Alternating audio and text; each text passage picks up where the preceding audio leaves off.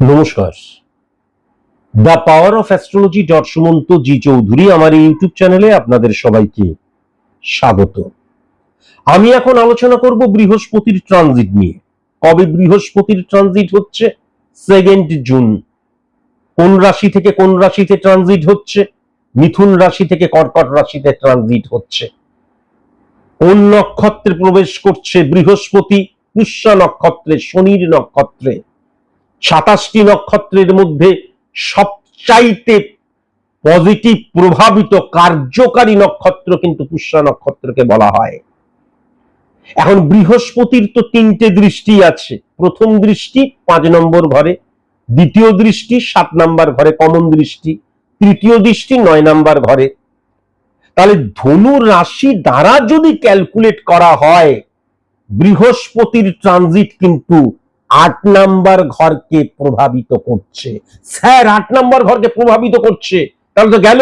কারণ 8 নম্বর ঘর দ্বারা মারক স্থান, লেন্দি প্রসেস, সাইলেন্ট কিলারকে বুঝি, রাইট? কিন্তু 8 নম্বর ঘরে বৃহস্পতি আমাকে নিরোগ করবে। 8 নম্বর ঘরে বৃহস্পতি আমার আয়ু দীর্ঘ করবে। 8 নম্বর ঘরে বৃহস্পতি শত্রুনাশ করবে। 8 নম্বর ঘরে বৃহস্পতি যাদের মারাত্মক মৃত্যুতুল্য কষ্ট চলছে, জীবমৃত্যুর জায়গাটা যাচ্ছে, সেখান থেকে তারা ফিরে আসবে। কি করে হলো স্যার, গোঁজা মিলিয়ে দিলেন? তার কারণ বৃহস্পতির প্রথম যে দৃষ্টি, 5 নম্বর দৃষ্টি বৃশ্চিকের ঘরে ধনু সাপেক্ষে, সেটা কিন্তু 12 নম্বর ঘরে। কেননা বৃশ্চিকের ঘর।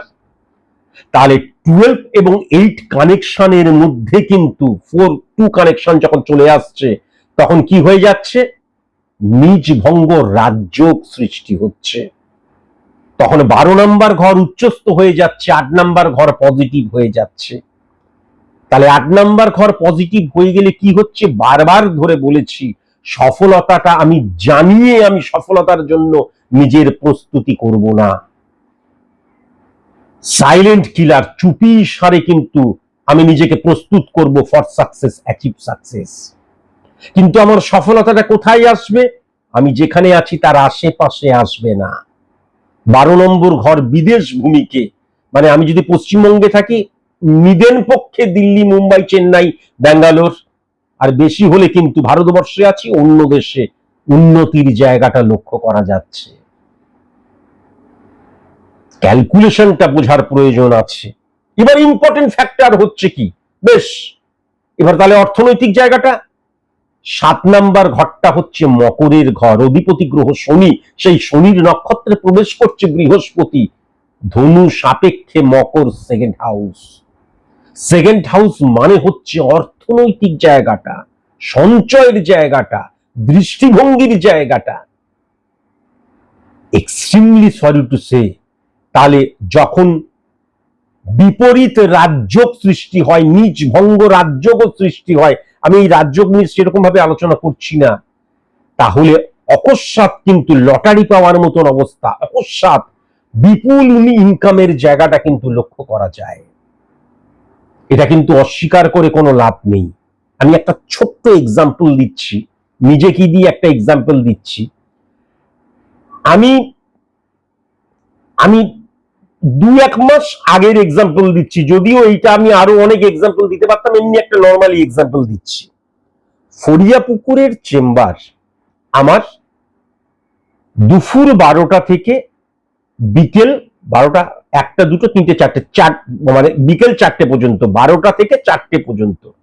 আমি জীবনে কোনোদিন আজ পর্যন্ত 12টা থেকে 4টে পর্যন্ত চেম্বার করিনি, কেননা সেটা প্রথম করতাম যখন আমি লাইভে যেতাম চ্যানেল ভিশনে।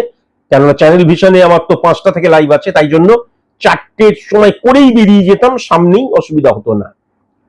কিন্তু প্রায় 1-1.5 বছর আমি রবিবার দিনকে চ্যানেল ভিশনে কখনো লাইভ করতে যেতে পারিনি। তার কারণ মিনিমাম আমার 5টা, 5:30টা বাজতই 12টা থেকে।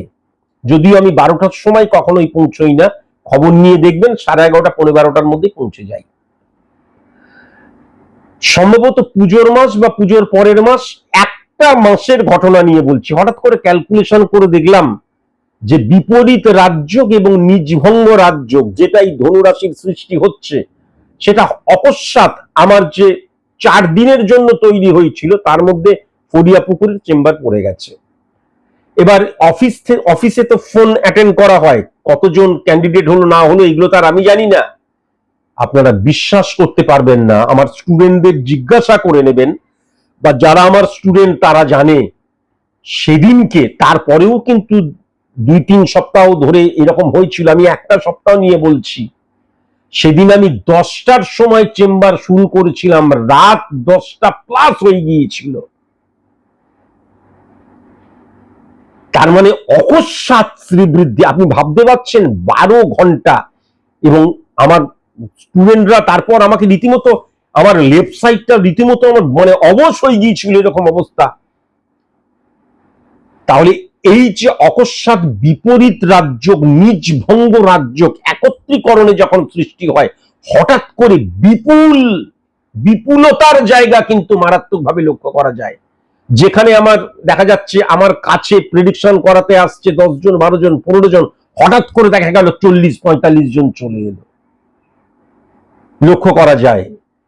এরকম অনেক এক্সাম্পল রয়েছে, আমি জাস্ট একটা এক্সাম্পল দিলাম, সেই জায়গাটাও লক্ষ্য করা যাচ্ছে। সেকেন্ড হাউস অর্থাৎ প্রচুর অর্থ ইনকামের জায়গাটা লক্ষ্য করা যাচ্ছে। আবার নৈতিকতার দিক দিয়ে, আমার কার্যকারিতার দিক দিয়ে যে পুষ্যা নক্ষত্রের অধিপতি গ্রহ যে শনি, সেই শনির ঘর সেকেন্ড হাউসেও কিন্তু বৃহস্পতি এবং চন্দ্রের গজকেশরী যোগ যখন হিট করছে, কেননা 7th হাউস, তাহলে বিপুল উপার্জনের জায়গা এবং দৃষ্টিভঙ্গির মধ্যে পজিটিভ ইনফ্লুয়েন্সের জায়গাটাও মারাত্মকভাবে লক্ষ্য করা যাচ্ছে। আবার যদি খুব ভালো মতন দেখা যায় 9th হাউস বৃহস্পতি দ্বারা মিনের ঘর, তার মানে ধনু রাশি সাপেক্ষে কিন্তু 4th হাউসকে বোঝাচ্ছে।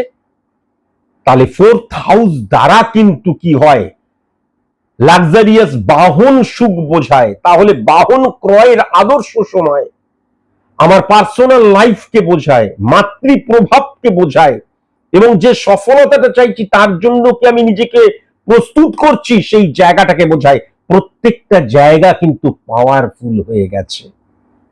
এবং এক্সট্রিমলি সরি টু সে, মেষ থেকে মিন পর্যন্ত 12টি রাশির মধ্যে সবচেয়ে বৃহস্পতির ট্রানজিট যদি কাউকে পজিটিভ ভাবে প্রভাবিত করে, সেটা কিন্তু ধনু রাশিকে। আজকের মতন এইটুকুই, নমস্কার।